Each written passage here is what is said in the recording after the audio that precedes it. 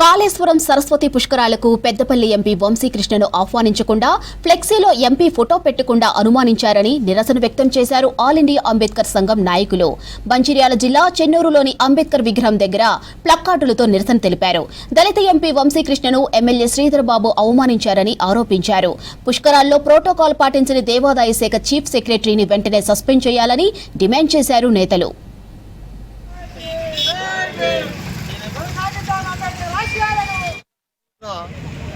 జరుగుతున్నటువంటి సరస్వతి పుష్కరాల సందర్భంగా కాళేశ్వరం కార్యక్రమాన్ని ప్రారంభించే సందర్భంలో స్థానిక పార్లమెంటు సభ్యులైనటువంటి గడ్డం వంశీకృష్ణ గారి ఫోటోలు పెట్టకుండా ఆహ్వాన లేఖలో కూడా ఆయన పేరుని మెన్షన్ చేయకుండా దేవాదాయ శాఖ వారు లేదా స్థానిక అక్కడ ఎమ్మెల్యే గారు అయితేనేమి వాళ్ళందరూ ఈ చేసేటువంటి అవహేళన చేసే విధంగా ఆయన పేరు లేకుండా చేయడం అనేది దళితులని కించపరిచినట్టుగా మేము భావిస్తున్నాము.